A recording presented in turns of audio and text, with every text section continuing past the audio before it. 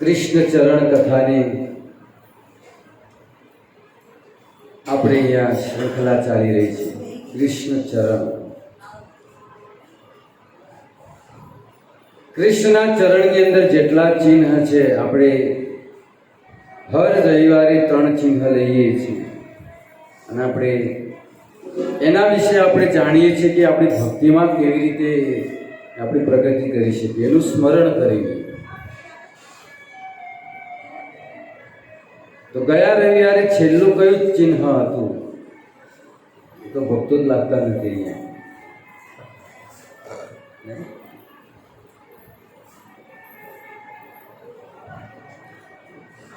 ગયા રવિવારે છેલ્લું ચિહ્ન હતું કમળનું.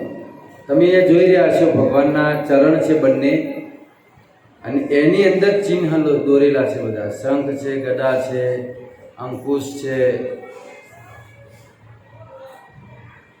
એ દરેક ચિહ્ન ભગવાનના ચરણમાં છે. અને ભગવાન જ્યારે વૃંદાવનમાં ચાલતા તો એ રજભૂમિમાં આ ચિહ્નની નિશાની પડતી. ભગવાન કૃષ્ણના ચરણમાં ચિહ્ન છે. ટોટલ 19 ચિહ્ન છે. નવા ભક્તો છે એટલે રિપીટ કરી લો. ટોટલ 19 ચિહ્ન છે. 8 ચિહ્ન ડાબા પગમાં છે અને 11 ચિહ્નો જમણા પગમાં છે. એમાં ડાબા ચરણના ચિહ્નની ચર્ચા અહીંયા થઈ ચૂકી છે. અને જમણા ચરણના ચિહ્નનું આજે 5મું ચિહ્ન લેવાનું છે. 5, 6 અને 7 3 ચિહ્નની ચર્ચા આજે થશે. તો ગયા રવિવારે છેલ્લું ચિહ્ન આપણે લીધું હતું કમળનું, કે ભાઈ કમળ કાદવમાં રહે છે, પાણીમાં રહે છે, છતાં પણ એ કાદવને કે પાણીને સ્પર્શ કરતું નથી. હે ને? ગંદકીમાં એ ઉછરે છે, છતાં પણ એનો સ્પર્શ કરતો નથી. એના પરથી આપણને શિક્ષા મળી કે આપણે ભૌતિક સંસારમાં રહીએ છીએ, પણ આપણે આ ભૌતિક સંસારને સ્પર્શ કરવાનો નથી. હવે સમજવું કેમ? સ્પર્શ તો કરીએ છીએ, એનો અર્થ એ થાય કે આસક્તિ ન હોવી જોઈએ. ભૌતિક સંસારમાં આસક્તિ નહીં. કમળને કોઈ આસક્તિ નથી, કે પાણી પ્રત્યે કોઈ આસક્તિ નથી. તો આપણને બહુ સુંદર શિક્ષા મળી કમળ પરથી. આજે આપણે 5મું ચિહ્ન લેશું, અંકુશ, જમણા ચરણનું, અને ટોટલનું ચિહ્ન છે 13મું. આજે 13મું ચિહ્ન અને જમણા ચરણનું 5મું ચિહ્ન. અંકુશની નિશાની તમને દેખાતી હશે. આ બાજુ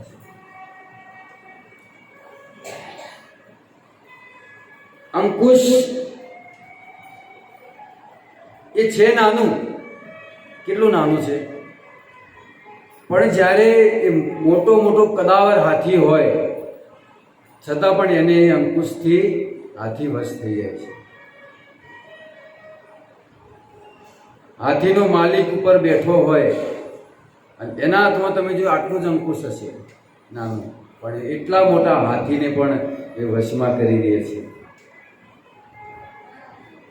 એનો અર્થ કે આપણું મન જે છે, ભગવાનને એ જ કહેવાનું કે મારું મન છે હાથી જેવડું છે.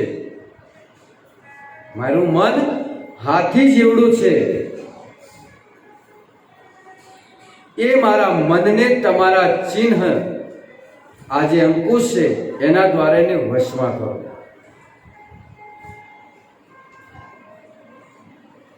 એ અંકુશના ચિહ્નને સ્મરણ કરી એ જ માગવાનું કે હે પ્રભુ, મારા મનને તમે વશમાં કરો. મારું મન હાથી જેવડું છે. સૌથી વધારે વિચાર તો મન જ કરે છે ને.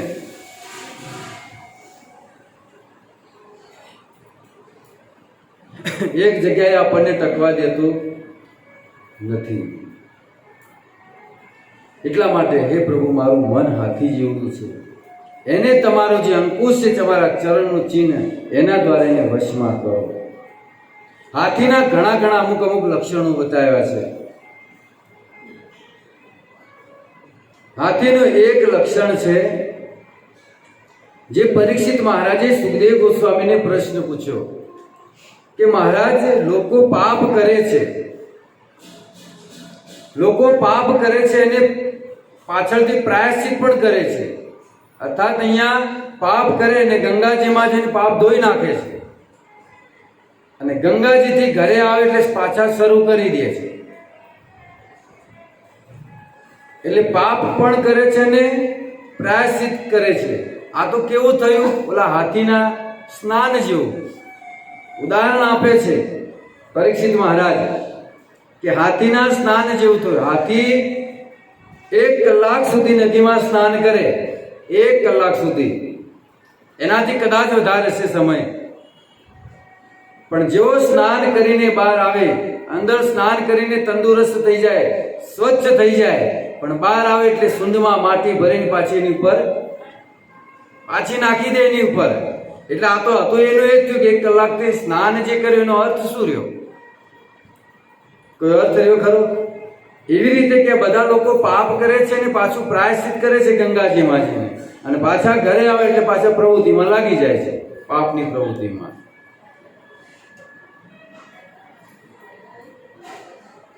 હાથીની જેમ પાછા પાપની પ્રવૃત્તિઓમાં લાગી જાય છે. અર્જુને પણ ગીતામાં એક પ્રશ્ન પૂછ્યો હતો ભગવાનને કે પ્રભુ, જે વિવેકી પુરુષ છે એ વિવેકી પુરુષ પણ કેમ પાપની પ્રવૃત્તિમાં લાગે છે? વિવેકનો અર્થ થાય છે જાણે છે, અને વિવેકી કહેવાય. એને ખબર પડે છે કે ભાઈ આ પાપ છે, આ મારાથી ન કરવું જોઈએ, છતાં પણ એ પાપ કેમ કરે છે, એ પાપની પ્રવૃત્તિમાં કેમ લાગી જાય છે? કારણ કે પાપ તો દરેકથી થાય છે, અજાણથી થાય, જાણીને થાય, કોઈ પણ રીતે આપણાથી પાપ તો થાય જ છે. પણ આ વિવેકી પુરુષ કેમ પાપ કરે છે? એ તો જાણે છે ને, એ તો સમજદાર છે. ત્યારે ભગવાન કહે છે કે કામ એશ ક્રોધ એશ રજો ગુણ સમુદ્ભવ. કામના વશમાં થઈ મનુષ્યની અંદર કામ જાગે, એ કામના પૂરી ના થાય એટલે શું આવે? ક્રોધ આવે. અને ક્રોધ આવ્યા પછી તો ક્યાં ખબર રહે છે? ઝઘડો થયો હોય બરાબરનો, અને એ ઝઘડામાં કેવડી નીકળી ગયો, ક્યાં ખબર રહે છે આપણને? કેટલી ગાળો બોલી દીધી હોય એ આપણને ખબર ના હોય. રેકોર્ડિંગ કરો ને પછી આપણે જાતે સાંભળો તો કે મેં આવી ગાળો મેં બોલી, આપણને યાદ રહેતી નથી. એટલે કામ એશ ક્રોધ એશ, કામ અને ક્રોધના વશમાં થઈ વ્યક્તિ પાપ કરે છે. મહાશનો મહાપાપમાં વિદધ્યેન મિહવેરિણમ. કામનાના કારણે, ક્રોધના કારણે આ વિવેકી પુરુષ પણ પાપની પ્રવૃત્તિમાં લાગી જાય છે. આપણે જ્યારે અહીંયા કથા સાંભળીએ છીએ ત્યારે આપણને વિચાર આવે છે કે ભાઈ હવે આ કથા સાંભળી અહીંથી મને શીખવા મળ્યો કે ભાઈ પવિત્ર જીવન જીવવું જોઈએ, હે ને, નિંદા ન કરવી જોઈએ, દ્વેષ ન કરવો જોઈએ. તો કથા સાંભળ્યા પછી આપણને વિચાર આવે કે હવે આ બધું મેકી જ દેવું છે. કોઈ પાપ નહીં, કાંઈ નહીં, કોઈ ઈચ્છા દ્વેષ નહીં, બસ હવે પવિત્ર જીવન જીવવું છે.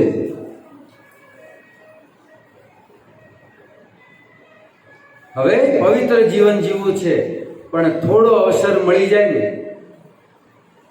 થોડો અવસર મળી જાય એટલે ફરીથી ચાલુ થઈ જાય. અવસર મળવો જોઈએ. અવસર એ જ કે ભાઈ મારે આજથી ક્યારે કોઈની નિંદા નથી કરવી. અને રસ્તામાં જો કોઈ બાઈ મળી ગયા અને કહે છે કે એક વાત કહો તો કોઈને કહેતી ના,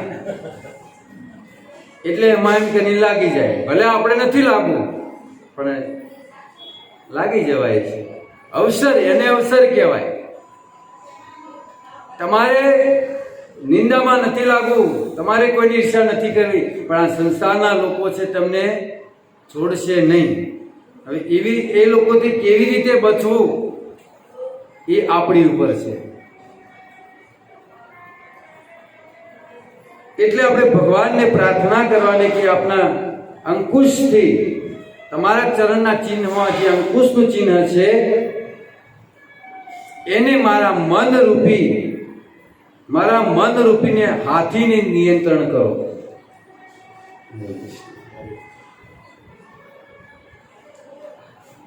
હવે હાથીનું એક લક્ષણ આપણે જોયું.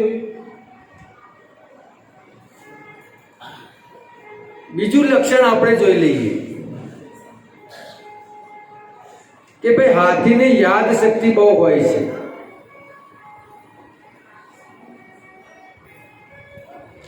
હાથીને શું હોય છે? હા, કથામાં ધ્યાન આપજો ને તો હું પૂછીશ, જેનું ધ્યાન આગા પાછું છે એને જ પૂછીશ કે હમણાં શું વાત થઈ આપણે.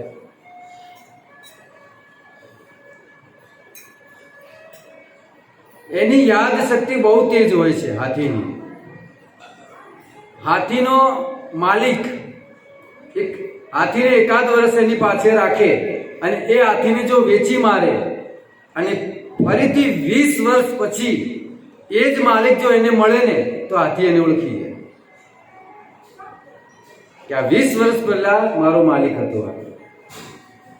એટલી યાદ શક્તિ હાથીની તેજ હોય છે. આજની જે કથા છે એ બધી બહુ સમજવા લાયક છે, ધ્યાનથી સાંભળવા જેવી છે. ફિલોસોફીની કથા છે. આમાં કોઈ લીલા નહીં આવે, કોઈ ભગવાનની લીલા કે કોઈ ભક્તની લીલા કે એવું કાંઈ નહીં આવે. માત્ર ને માત્ર ફિલોસોફી આવશે.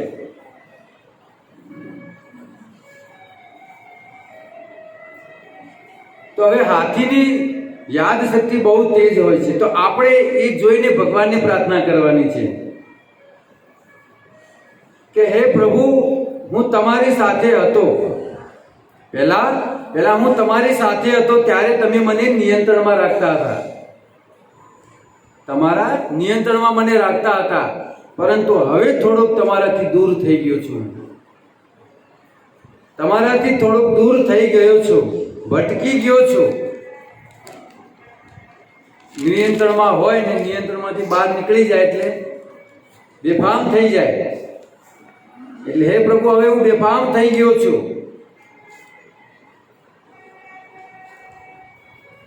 તો મારી પર કૃપા કરો કે હું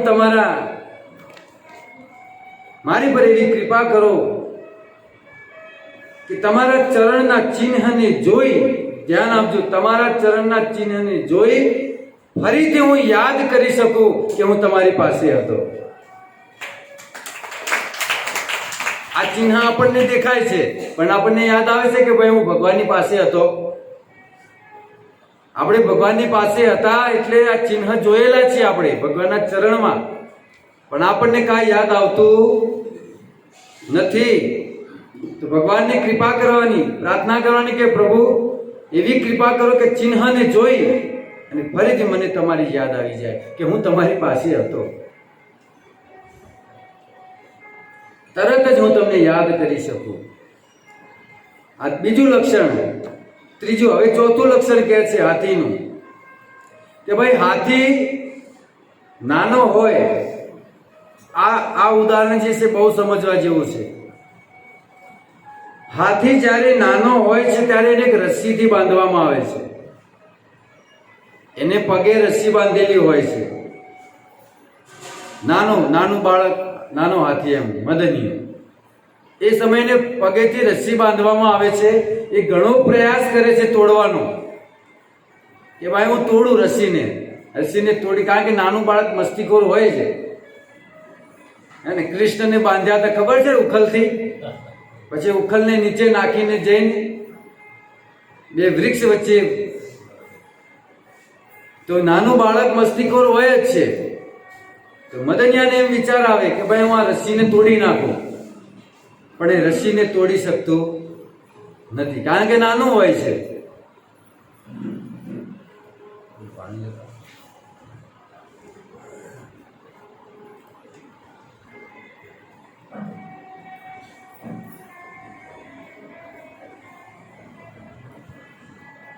હરે કૃષ્ણ હરે કૃષ્ણ.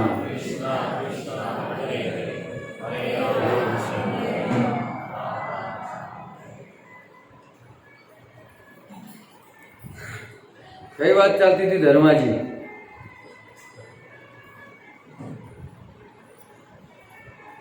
હાથીના બચ્ચાને રસ્સીથી બાંધવામાં આવે છે, નાનું હોય છે, એ તોડવાનો પ્રયાસ કરે છે પણ તોડી શકતું નથી. અને એવી જ રીતે એ જ હાથી એ જ રસ્સીથી બંધાતો બંધાતો મોટો થાય છે.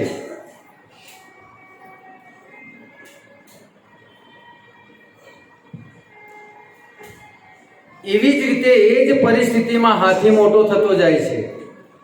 હવે મોટો થયા પછી તો એ હાથી સમજી જાય ને એની અંદર ઘણી બળ આવી ગઈ છે, તો તારે તો રસ્સીને તોડી શકે છે. રસ્સી હું સાંકળથી બાંધ્યો તો તોડી નાખે હાથી, પણ એ રસ્સીને તોડી શકતો નથી. મોટો થયા પછી પણ કેમ?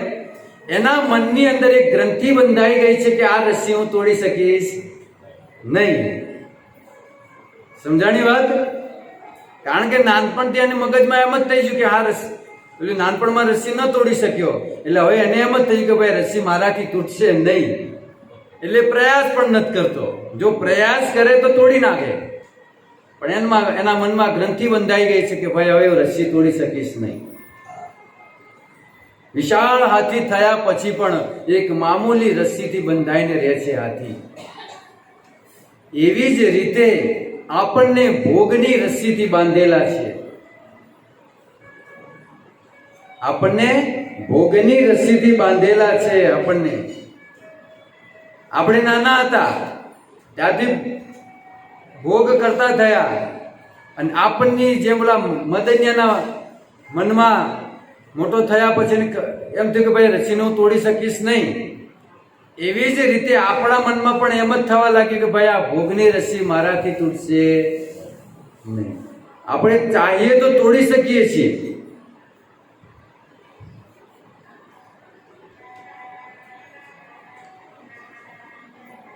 ગુરુ આપણને, આચાર્ય આપણને માર્ગ બતાવે છે કે આ માર્ગ છે છૂટવા માટે રસ્સી તોડવાનો. રસ્સી તોડો અને નીકળો. પણ આપણે સમજીને બેઠા છીએ કે ભાઈ હું માયાની આ ભોગની રસ્સી તોડી શકીશ નહીં તૂટે મારાથી. જેમ ઓલા હાથીના મનમાં હોય ને કે ભાઈ હું બાળપણમાં નહોતો તોડી શક્યો તો હવે હું તોડવાનું, ઉલટું થઈ જાય. એમ આપણને પણ એમ થયું કે ભાઈ હવે હું આ રસ્સી નહીં તોડી શકું.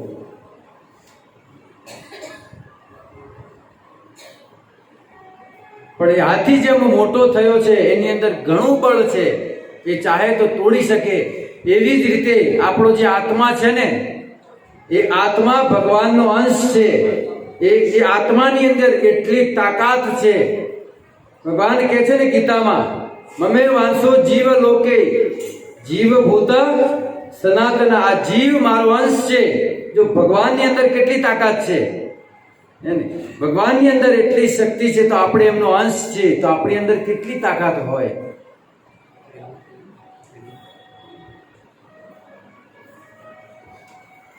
હરે કૃષ્ણ હરે કૃષ્ણ કૃષ્ણ કૃષ્ણ હરે હરે, હરે રામ રામ રામ હરે હરે.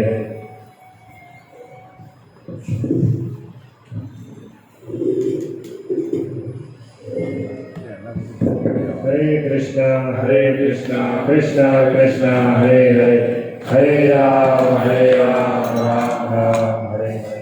હરે કૃષ્ણ કૃષ્ણ કૃષ્ણ હરે હરે, હરે રામ રામ રામ હરે હરે.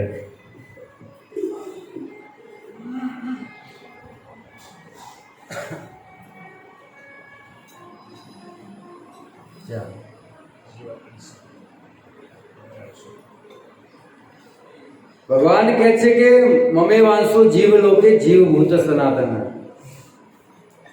આ આત્મા પરમાત્માનો અંશ છે. કેટલી તાકાત હોય, તોડી શકે કે નહીં ધારે તો, પણ આપણે જાણતા જ નથી. આપણે જાણતા નથી કે આટલી શક્તિ હશે, પણ વાસ્તવમાં આત્માની અંદર બહુ તાકાત છે. શરીર છોડ્યા પછી જેનામાં જાય છે એને ખબર પડે.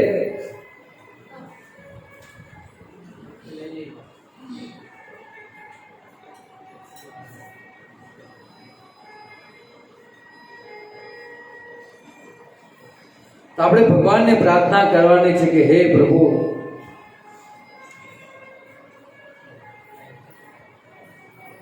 કે તમારા અંકુશથી મારી આ જે ભોગની રસ્સી છે એને તોડી નાખો, અથવા મને એટલી એવી શક્તિ આપો જેથી હું પોતે તોડી શકું. ભોગની રસ્સી ખબર પડે? ભોગની રસ્સી એટલે, અને હે પ્રભુ, આ ભોગની રસ્સી તોડીને તમારા શરણનો આશ્રય લઈ શકું એવી કઈ કૃપા કરો. અત્યારે જે આપણે ચાલી રહી છે ચર્ચા, એ કયા ચિહ્ન ઉપર ચાલી રહી છે? હા, અંકુશ. હા, ધ્યાન રાખજો પાછા.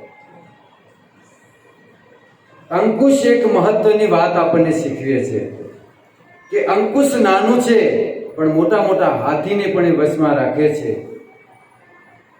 જેમ ગમે તેટલું અંધારું હોય, એ અંધારાને દૂર કરવા માટે માત્ર એક દીપક કાફી છે. એવી જ રીતે જેમ મોટા હાથીને વશમાં કરવામાં એક અંકુશ કાફી છે, ગમે તેટલું અંધારું હોય એને દૂર કરવામાં એક દીપક કાફી છે, એવી જ રીતે આપણા ભૌતિક અસ્તિત્વને નાશ કરવામાં માત્ર એક મંત્ર કાફી છે. હરે કૃષ્ણ હરે કૃષ્ણ કૃષ્ણ કૃષ્ણ હરે હરે, હરે રામ રામ રામ હરે હરે. માત્ર આ એક મંત્ર જ કાફી છે.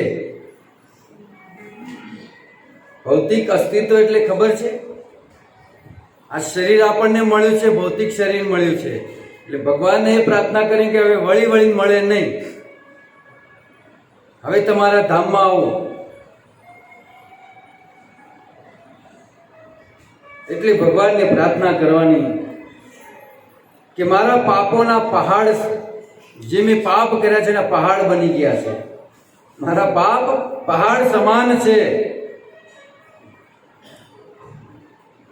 મારી ભૌતિક આસક્તિ હાથીની સમાન છે, પરંતુ અંકુશ આપની પાસે છે.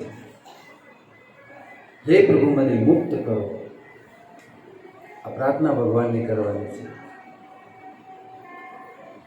તમારા દ્વારા હું નિયંત્રણમાં થઈ જાઉં, તમારા દ્વારા હું નિયંત્રણમાં થઈ જાઉં, એમાં જ મને આનંદ છે.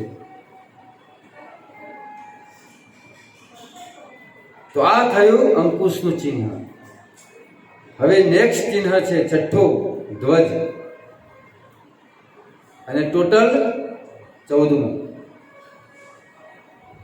ધ્વજ જે છે એ વિજયનું સૂચક છે. પહેલા રાજાઓ યુદ્ધ કરતા, અને જેની સામે યુદ્ધ થઈ જાય, સામે રાજા હારી જાય, એટલે એના રાજ્યમાં પોતાના રાજ્યની ધજા, અને અત્યારે દેશ લડે, જ્યાં સુધી પાકિસ્તાન હારે કે ચીન જીત્યું ત્યાં એનો ઝંડો મૂકી દે કે ભાઈ આટલા સુધી મારી હદ છે, હે ને, ધજા, ધ્વજ. તો વિજયનું સૂચક છે. વિજય પતાકા, જય પતાકા. અમારા એક મહારાજજી છે વરિષ્ઠ, જય પતાકા ગોસ્વામી મહારાજ, જે બંગાળ માયાપુર મંદિર છે એના પ્રેસિડેન્ટ છે, અધ્યક્ષ છે એમના. ભક્ત હંમેશા વિજય જ બને છે. ભક્ત હંમેશા વિજય બને છે, કારણ કે એને ભગવાનના ચરણનો આશ્રય લીધો છે. અને જેણે જેણે ભગવાનના ચરણનો આશ્રય લીધો છે એનો વિજય નિશ્ચિત છે. ગીતામાં ભગવાને કીધું છે ને, યત્ર યોગેશ્વર કૃષ્ણ યત્ર પાર્થો ધનુર્ધન તત્ર શ્રી વિજયો ભૂતિ ધ્રુવા નીતિર્મતિર્મમઃ. જેને જેને મારે શરણ ગ્રહણ કરી છે એનો વિજય નિશ્ચિત છે. દેશનો ધ્વજ, આપણો જે ભારતનો ઝંડો છે, એ બે વસ્તુ પ્રગટ કરે છે. એક તો ઓળખાણ કે ભાઈ ભારતનો છે, કે ભાઈ ભારતીય છે. ભલે અમેરિકામાં જઈને હાથમાં લઈને ઊભા હોય તો ખબર પડી જાય કે આ ભારતીય છે. આ લોકો પેલા કપાળમાં ખબર છે, વિદેશમાં ગયા હોય, ક્રિકેટ ચાલતી હોય અને ત્યાં જોવા ગયા હોય તો પછી મોઢેન બોઢેન ખબર છે, આખા શરીરે ત્રિરંગો, એટલે ઓળખાણ આવી જાય કે આ ભારતના જ છે ભાઈ. એટલે ઓળખાણ બતાવે પહેલી. તો પછી આપણે ભગવાનને પ્રાર્થના કરવાની કે પ્રભુ એ જ ધ્વજનું સ્મરણ કરીને કે મને મારી સાચી ઓળખાણ કરાવો. જેમ ધ્વજ ઓળખાણ કરાવે છે દેશની, રાજ્યની, એમ મને પણ મારી ઓળખાણ કરાવો તમે. મારી સાચી ઓળખાણ. સાચી ઓળખાણ કઈ છે આપણી? સાચી ઓળખાણ કઈ છે? આત્માની ને. આત્માની ઓળખાણ આપણી સાચી ઓળખાણ છે કે ભાઈ હું કોણ છું, મારું અસ્તિત્વ શું છે અને મારું કર્તવ્ય શું છે. મારી ઓળખાણ કરાવો, કારણ કે હવે તો હું થાકી ગયો છું. 84 લાખના ચક્કર કાપી કાપી અને હું થાકી ગયો છું. એટલે મને મારી સાચી ઓળખાણ કરાવો કે હું કોણ છું. આ પહેલું લક્ષણ. અને બીજું જે ઓળખાણ કરાવે, બીજું લક્ષણ છે કે જેમ કે જવાન હોય, દેશનો જવાન, સૈનિક, એ ક્યારેય પોતાના ધ્વજને નીચે ઝૂકવા દેશે નહીં. ક્યારેય ઝૂકવા નહીં દે. પોતાના પ્રાણ આપી દેશે એ ધ્વજ માટે, ઝંડા માટે પોતાના પ્રાણ આપી દેશે, પણ એ ઝંડાને, ધ્વજને ઝૂકવા દેશે નહીં. અને જે હારી જાય એના ધ્વજને ઉલટો લટકાવવામાં આવે છે, ઉલટો કરી દે, અને ત્યાં આપણો ધ્વજ, જે જીતે એનો ધ્વજ ફરકાવવામાં આવે છે.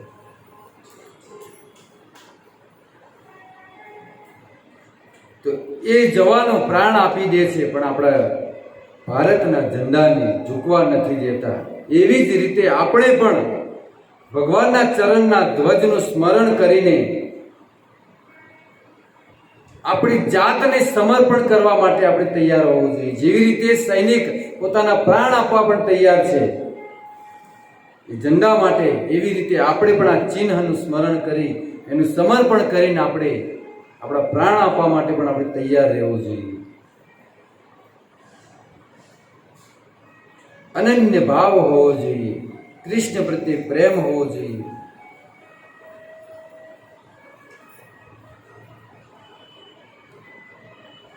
આપણે દરેક જન્મની અંદર આપણું જીવન દરેકને અલગ અલગ આપ્યું છે. આપણું જીવન અલગ અલગ જન્મમાં અલગ અલગ વ્યક્તિઓને આપી દીધું, પરંતુ હવે એક જીવન કૃષ્ણને આપવાનું છે. એક જીવન કૃષ્ણને આપવું જોઈએ. એક એટલે હવે આ છે એને, પછી એમને વિચારતા કે એક કીધું છે એટલે હવે આવતું વાત, હવે આવતું જીવન આપશું. હવે આવતાની વાત નથી. આવતું તો જો ભક્તિ કરી તો બરાબર છે, જો ભક્તિ ન કરી તો 5.5 કરોડ વર્ષ વીતી જાય, તારે આ મનુષ્યનું શરીર હાથમાં આવશે. તો આ ધ્વજ અલગ અલગ નામ હોય છે. ધ્વજના, ધ્વજોના પણ અલગ અલગ નામ હોય છે. જેમ કે અર્જુનનું એક નામ છે કપિધ્વજ. કપિધ્વજ કેમ છે એનું નામ? કારણ કે ના રથ ઉપર જે ધજા છે એના ઉપર હનુમાનજી વિરાજમાન થયેલા છે, હે ને, હનુમાનજી છે, એટલે આ અર્જુનને કપિધ્વજ કહેવામાં આવે છે.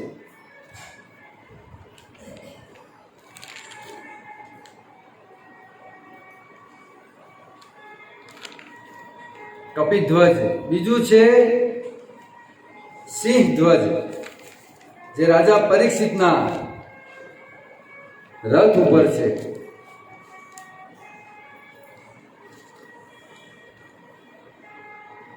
રાજા પરીક્ષિતનો જે રથ છે એના ઉપર જે ધજા છે, ધ્વજ છે, એને સિંહ ધ્વજ કહેવાય, કારણ કે એના ઉપર સિંહની પ્રતિમા છે.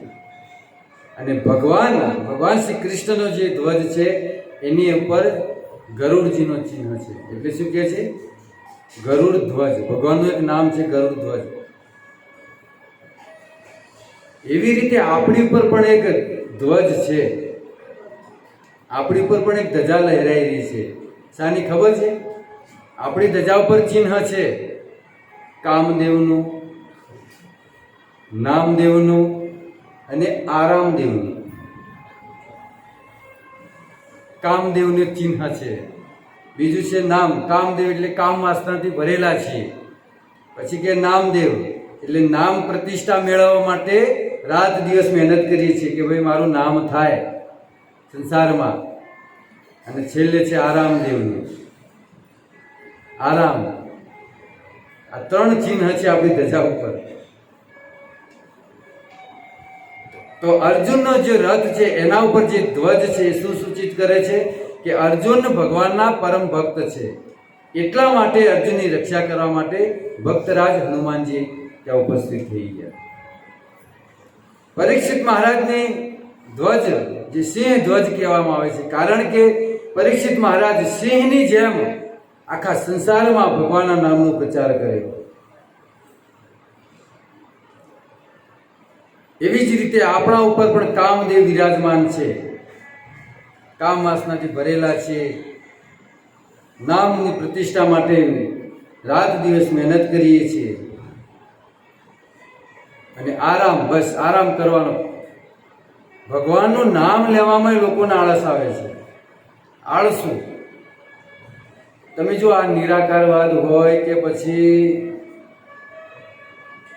આ લોકો કેમ નિરાકાર કે મૂર્તિ પૂજામાં નથી માનતા? કે બધા આળસુ છે.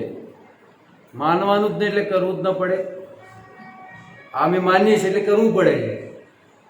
માનવાનું જ નહીં એટલે કાંઈ કરવું જ ન પડે. આળસુ. ભગવાનનું નામ લેવામાં પણ એ લોકોને આળસ આવે છે. પણ આપણા આચાર્યો કહે છે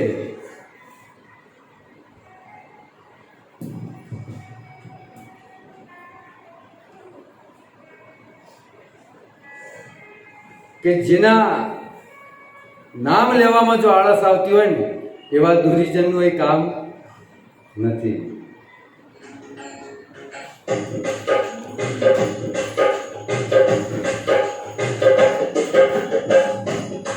એના મુખમાં રામનું નામ નથી, એવા દુર્જનનું કામ નથી.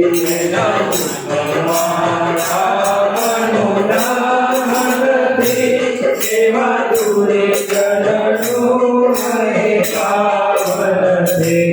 એના મુખમાં રામનું નામ નથી, એવા દુર્જનનું કામ નથી. એના મુખમાં રામનું નામ નથી, એવા દુર્જનનું કામ નથી.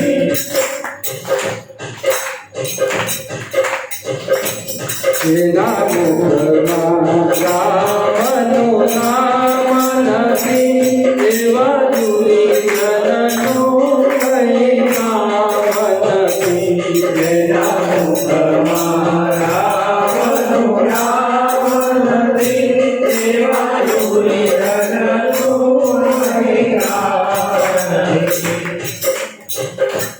જય હરિ કીર્તનમાં પ્રેમ નથી, જય હરિ કીર્તનમાં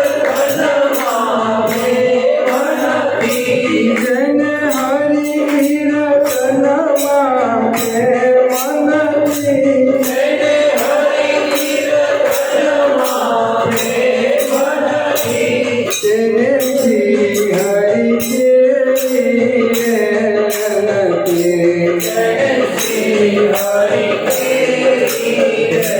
હરિ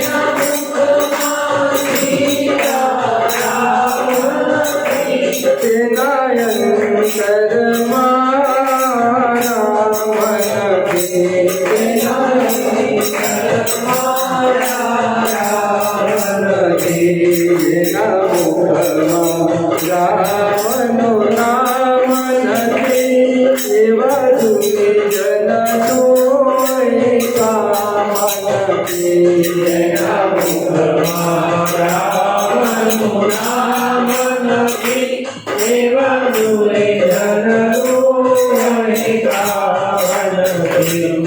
એના મુખમાં રામનું નામ નથી એવા દુર્જનનું કામ નથી. એના મુખમાં રામનું નામ નથી એવા દુર્જનનું અહીં કામ નથી. શું કીધું આચાર્યએ? સાંભળ્યું ને? આપણને કીધું છે કે જેના મુખમાં રામનું નામ નથી એને શું કીધું? પહેલા તો દુર્જન કીધું. એમને એમ ન કીધું કે એનું કામ નથી, એ દુર્જન કીધું પહેલા કે એનું એ કામ નથી. હરે કૃષ્ણ હરે કૃષ્ણ કૃષ્ણ કૃષ્ણ હરે હરે હરે રામ રામ રામ હરે હરે.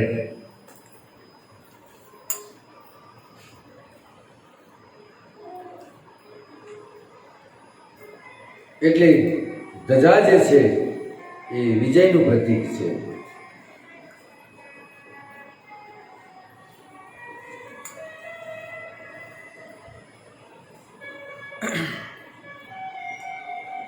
આગળ કહે છે કે આપણે વિજય મેળવવો છે બીજાની ઉપર, પણ કહે છે કે સૌથી પહેલા આપણે પોતાની ઉપર વિજય મેળવવો. પોતાની ઉપર વિજય મેળવો, પછી જ બીજાની પર વિજય મેળવવાની આશા રાખો. બીજાની ધજા પાડવા કરતા આપણી ધજા ઉપર કરી એ સૌથી શ્રેષ્ઠ છે. તો ભગવાનને આપણે પ્રાર્થના કરવી જોઈએ કે હે પ્રભુ, એમની ધજાના ચિહ્નનું સ્મરણ કરીને કહેવું કે હે પ્રભુ, હું વિજય પ્રાપ્ત કરવા માંગુ છું. હું વિજય પ્રાપ્ત કરવા માંગુ છું. કઈ કઈ વસ્તુ ઉપર? એક તો હું વિજય પ્રાપ્ત કરવા માંગુ છું મારી ઇન્દ્રિયો ઉપર. બીજું, હું વિજય પ્રાપ્ત કરવા માંગુ છું મારા અપરાધ કરવાની વૃત્તિ પર. જે હું પાપ કરું છું, જે મારી વૃત્તિ છે એના પર હું વિજય મેળવું. ત્રીજું કહે છે કે હું ખોટા સિદ્ધાંતો જે આ સંસારમાં ચાલી રહ્યા છે, પાખંડી લોકો જે પોતાના સિદ્ધાંતો ફેલાવી રહ્યા છે, એની ઉપર હું વિજય મેળવવા માંગુ છું. અને છેલ્લે હે પ્રભુ, હું તમને પણ, તમારી ઉપર પણ વિજય મેળવવા માંગુ છું. તમને પણ હું જીતવા માંગુ છું. કેવી રીતે? જ્ઞાને પ્રયાસ મુદ સ્પશ્ય નમતમ એવ જીવંતિ સ સુખમ રીતામ ભવભીય વાર્તા સ્થાને સ્થિત સુધી ગતામ તનુવાત મનોભી ये प्रायसो જીતો જીતો તે ત્રમ લોક્યમ. કેવી રીતે વિજય મેળવવા માંગુ છું? જ્ઞાને પ્રયાસ મુદ પશ્ય નમંત એવં જીવંતિ સમ્મુખરિતામ ભવભીર્ય વાર્તા સ્થાને સ્થિતે સુધિગતામ તનુવાત્મનોભી ये प्रायसो जितो जितो यसिते ત્રમલોક્યમ. હે પ્રભુ, હું તમને પણ જીતવા માંગુ છું, તમારી પર વિજય મેળવવા માંગુ છું. કઈ રીતે? જ્ઞાન દ્વારા કથા શ્રવણ કરીને તમારી પર વિજય મેળવવા માંગુ છું. તમને પ્રેમ કરીને તમને જીતવા માંગુ છું. હે પ્રભુ, હું તમારી સેવા કરીને તમને જીતવા માંગુ છું. તમને મારું સંપૂર્ણ સર્વસ્વ સમર્પણ કરીને તમને જીતવા માંગુ છું. અને છેલ્લે હે પ્રભુ, હું તમારાથી પરાસ્ત થઈને અને તમને જીતવા માંગુ છું. તમારાથી પરાસ્ત થઈ જાઓ અને તોય તમને જીતવા માંગુ છું.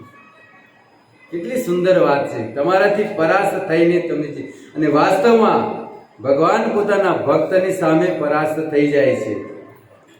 ભીષ્મ પિતામહને જ્યારે એમને મારવા આવ્યા ત્યારે એમને શું હથિયાર મૂકી દીધા? હે પ્રભુ, તમારાથી હું પરાસ્ત થઈ અને તમને જીતવા માંગુ છું. હથિયાર મૂકી દીધા અને ભગવાનને જીતી લીધા.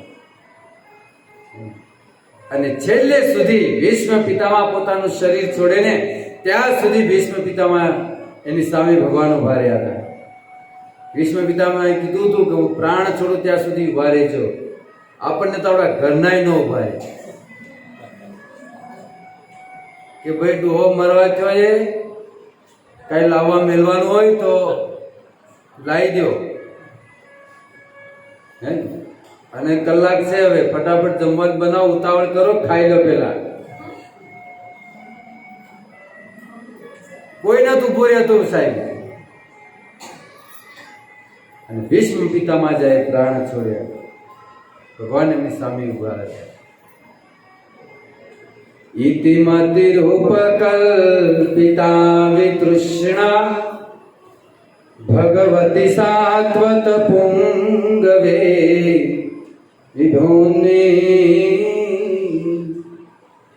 સ્વસુખમુપગતે કચિંગિહતો પ્રકૃતિનુપેયુષ્યાદ્ભવ પ્રવાહ. એક એક શ્લોકથી ભગવાનની સ્તુતિ કરી અને છેલ્લી ભગવાનની સામે એમને પ્રાણ છોડ્યા. કેટલા સૌભાગ્યશાળી છે. તો હે પ્રભુ, હું તમને જીતવા માંગુ છું. કેવી રીતે? તમારાથી પરાસ્ત થઈને તમને જીતવા માંગુ છું. આ આપણો ભાવ હોવો જોઈએ. હારીને જીતવું એ કૃષ્ણ સામે જ થઈ શકે, બીજાની સામે નહીં. કૃષ્ણ જે કહેવા છે કે એની સામે આપણે હારીને જીતી શકીએ છીએ. માત્ર ને માત્ર તુલસી દળ માત્રેણ જલેન ચિલકેન વા. એક માત્ર આપણે તુલસી પત્ર પણ જો ભગવાનને અર્પણ કરીએ ને તો ભગવાન શું કહે છે? વિક્રીડંતી. ભગવાન કહે છે હું વેચાઈ જાઉં છું એક તુલસી પત્રમાં. પણ આપણે જાણતા જ નથી.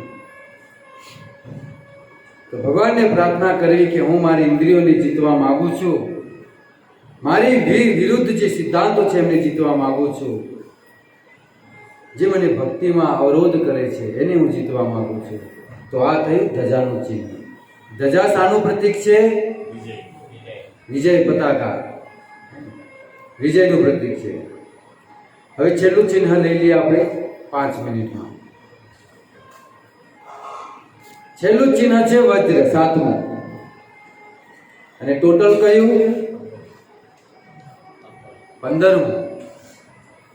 આ જમણા ચરણના ચિહ્નની ચર્ચા થઈ રહી છે. જમણા ચરણનું 7મું ચિહ્ન વજ્ર. વજ્રનો અર્થ થાય શક્તિશાળી. કોઈ આપણે શું કે કઈ નામ આપવું હોય કે ભાઈ કેવા છે, તને કે ગાય જેવા, એવા કોઈ શક્તિશાળી હોય તેને કહેવું પડે કે ભાઈ વજ્ર જેવો કઠોર છે. એમ વજ્ર જેવો એટલે વજ્રનો અર્થ થાય શક્તિ, શક્તિશાળી. અને એ વજ્ર કોના હાથમાં છે? ગણપતિના હાથમાં છે. ખબર છે ને? ઇન્દ્રદેવના હાથમાં છે. વજ્ર ઇન્દ્રદેવની હાથમાં છે. વજ્ર કેવી રીતે મેળવ્યું હતું એમને? એ કોના હાડકા છે? દધીચી ઋષિના. દધીચી ઋષિનો આશ્રમ ક્યાં છે? ક્યાં છે? આપણા બાજુમાં છે, સિદ્ધપુરમાં. જેથળી બિંદુ સરોવર. દધીચીના હાડકાથી બનેલું છે. એ દેવતાઓ ગયા જ્યારે વિત્રાસુરે આક્રમણ કર્યું ત્યારે ભગવાને કીધું કે જાઓ તમે દધીચી પાસે જાઓ, એ પોતાના હાડકા આપે તો એનાથી આનો વધ થઈ શકશે. તો દેવતાઓ જેને કીધું કે આપ મહાન છો, આપ સર્વશ્રેષ્ઠ છો, ઘણા વખાણ કર્યા, કંઈક લેવું જ કરવું પડે હે ને? ઉશીના લેવા એટલે કેવાય હોય ને. અને પછી લીધા પછી તો ભાઈ હવે તો દેખાતા નથી. એટલે લેવા ગયા એટલે તો કેવા ગાય જેવા થઈને બેઠા હોય. એટલે આ દેવતાઓ ગાય જેવા થઈને ગયા કે તમારા ઋષિએ પૂછ્યું શું કેમ વખાણ કરી રહ્યા છો? એટલે કે તમારા હાડકા જોઈએ છે. બોલો. દધીચી ઋષિ કે ભાઈ પોતાનું શરીર કોને વાલું ન હોય, એને બધાને પોતપોતાનું શરીર વાલું છે, એમ કેવી રીતે હું આપી દઉં? એટલે દેવતાઓ ફરી વખાણ શરૂ કર્યા કે આપ તો ધર્મના જ્ઞાતા છો અને આ ધર્મના કાર્ય માટે જરૂર છે એટલે તમે આપો. અને ભગવાનનો આદેશ છે એ દધીચી ઋષિએ ભગવાનનો આદેશ માની અને પોતાના હાડકા આપ્યા અને એમાંથી આ વજ્ર બન્યું. દધીચીએ પોતાનું સર્વસ્વ અર્પણ કરી દીધું. આને કહેવાય દાનવીર. દધીચી ઋષિ, શિબી રાજા, કર્ણ, આ લોકો કેમ નામ આવે છે? કર્ણને ખબર હતી કે જો હું મારા કવચ કુંડળ આપી દઈશ તો મારું મૃત્યુ થશે, છતાં એને આપી દીધા. એટલે આ વિત્રાસુરનો વધ કરવા માટે દધીચીના હાડકા લઈ વિત્રાસુરનો વધ કરવા માટે ગયા. હવે સૌથી પહેલા તો ગદા ફેંકી ઇન્દ્રએ, ગદા મારી તો એ વિત્રાસુરે ગદામ પકડી લીધી અને વળતો ઘા કર્યો તે સીધો ઐરાવતના માથામાં. ઐરાવતે ભમીન પડ્યો, ઇન્દ્રે નીચે પડ્યો. અને એ વિત્રાસુર કહે છે કે ઇન્દ્ર, તારા હાથમાં જે વજ્ર છે ને એનાથી પ્રહાર કર, એ આ ગદા જેવું નહીં હોય, અને એનાથી મારો વધ કર. તો એ વજ્રથી એનો વધ થયો. અને વધ થઈ, તું જલ્દી મારો વધ કરે એટલે તને વિજય મળે અને મને ભગવાનનું ધામ મળે. ભગવાનનું ધામ મળી થાય. રહી રહીને વાત સમજણમાં. તો આપણા પણ ઘણા જન્મોના પુણ્ય કર્મ બધા ભેગા થયા છે. તો ભગવાનને પ્રાર્થના કરવાની કે હે પ્રભુ, તમારા વજ્રથી અમારા કર્મોના થયેલા પહાડને તમે ચૂર ચૂર કરી દો, એમાંથી મને મુક્ત કરો. ભગવાનની બે ઉપમા આપવામાં આવે છે કે ભગવાન વજ્ર જેવા કઠોર છે અને કમળ કરતા પણ કોમળ છે. કઠોળ ક્યારે બને છે? અસુરોની સામે. અને કોમળ ક્યારે બને છે? ભક્તોની સામે. ભગવાન કહે છે મારા ભક્તો રડે એટલે મને હું પણ રડું છું. એટલે કઠોર વજ્રથી પણ કઠોર છે અને કમળ કરતા પણ કોમળ છે. તો હવે અહીંયા એક પ્રશ્ન થાય છે કે ભાઈ દધીચી ઋષિએ જે આપણને હાડકા આપ્યા, વજ્ર બન્યું અને એ ભગવાનની શક્તિ બની ગઈ. હે ને? ભગવાને કીધું છે કે વજ્રની સમાન શું, ગીતામાં કીધું છે ને. તો એ શક્તિ ભગવાનની કેવી રીતે બની ગઈ? એક પ્રશ્ન થાય. એનો અર્થ છે કે દધીચી ઋષિએ ત્યાગ અને વૈરાગ્યના કારણે એ ભગવાનની શક્તિ બની ગઈ. અર્થાત આપણે પણ ત્યાગ અને વૈરાગ્યથી એક શક્તિ પ્રગટ થશે અને એ આપણને ઓળખાણ કરાવશે અને આપણને કૃષ્ણ પ્રત્યે પ્રેમ જાગૃત કરશે. અને એ જ આપણે ભગવાનના થઈ જઈશું. ભગવાન આપણને સ્વીકારી લેશે. અને છેલ્લે આપણે એ જ કહેવાનું કે હે પ્રભુ, આ વજ્ર ચલાવી અને મારા અહંકારને તોડો, કારણ કે મારા અહંકારને લીધે હું આગળ વધી નથી શકતો. મારા અહંકારને તોડી એને ચૂર ચૂર કરો, જેથી હું મારી ભક્તિમાં સફળ થાઉં. હરે કૃષ્ણ હરે કૃષ્ણ કૃષ્ણ કૃષ્ણ હરે હરે, હરે